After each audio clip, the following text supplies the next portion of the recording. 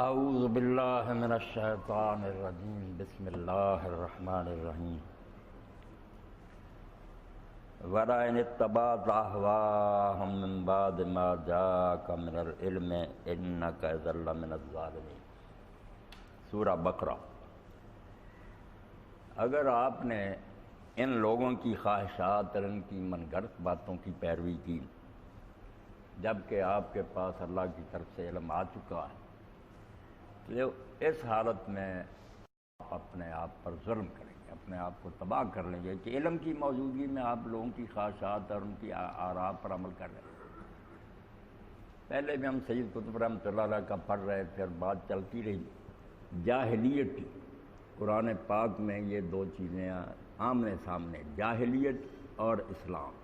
اللہ تعالیٰ اسلام کے علاوہ جو کچھ ہے نا اس کو جاہلیت کہتا ہے۔ ہمارے ہاں کے لوگ پڑھے لکھے نہیں، ناخواندہ، تو ہم کہتے ہیں جاہل ہے۔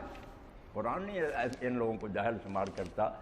اگر ایک آدمی نے سیدھی کتاب نہیں کبھی پکڑی اور ایک لفظ نہیں پڑھ سکتا مگر وہ دین کو جانتا ہے نا، تو وہ عالم ہے، اس کے پاس علم کی روشنی ہے۔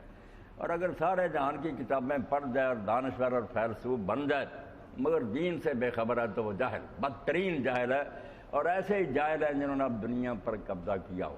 یہ یونیورسٹیوں اور کالجوں میں جو بیٹھے ہیں نا، دانشور اور کتابیں لکھ رہے ہیں، یہ عالم نہیں ہیں، بہت بڑے جاہل ہیں۔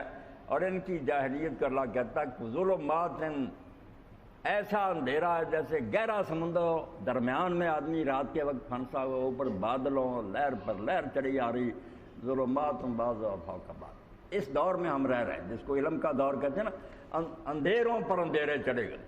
جہالت کا نام علم رکھ دیا کہ کتابوں میں لکھ دی یہ باتیں، کوئی نہیں، یہ دنیا خود بخود وجود میں آ گئی، کوئی اس کو نہیں چلا رہا، نہ اس کا کوئی خاتمہ ہے، نہ بعد میں کوئی حساب کتاب ہے، نہ کوئی وحی نازل ہوئی ہے۔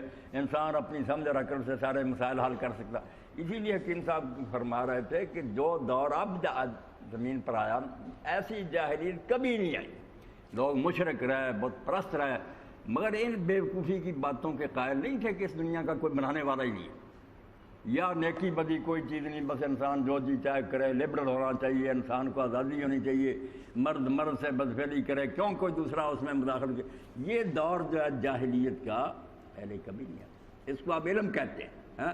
حالانکہ سعدی رحمۃ اللہ علیہ فرماتے ہیں، سعدی بشوئے لوح دل از نقش غیر حق، علم کے راہ حق نہ نمائد جہالت است۔ وہ علم جو حق کا راستہ نہیں بتاتا وہ علم ہے۔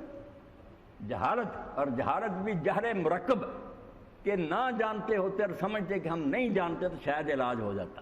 اپنی جہالت وہ مانتے کہ ہم بے علم ہیں، مگر یہ جہل مرکب میں مبتلا ہے کہ جانتے بھی نہیں اور پھر نہیں مانتے کہ ہم نہیں جانتے بلکہ سمجھتے ہم جانتے ہیں۔ ایسے آدمی کا علاج نہیں ہو سکتا، جاہل ہے مگر اپنے آپ کو عالم سمجھتا۔ تو یہ دانشور بنے ہوئے ہیں، لوگوں کے رہنما بنے ہوئے ہیں، اور پوری زمین کو انہوں نے جہنم زار بنا دیا، آگ لگا دی ہے، کوئی ترقی نہیں ہوئی۔ یہ جو ہے کہ ہماری دیہی یونیورسٹیاں، انہوں نے پیداوار بڑھا دی، سائنسدانوں نے یہ تحقیق کی، سبزی جو ہے زیادہ بڑی مقدار میں پیدا، کھیتیاں۔ اب خود انگریز کافر لکھ رہے ہیں کہ اس ترقی سے تم نے لوگوں کو کیا دیا؟ وہ بیماریاں جو کبھی نہیں انسانوں نے سوچی تھی وہ آپ کی ان ترقیوں کی وجہ سے آ گئی، اور ان کے علاج سے آپ بے بس ہو گئے۔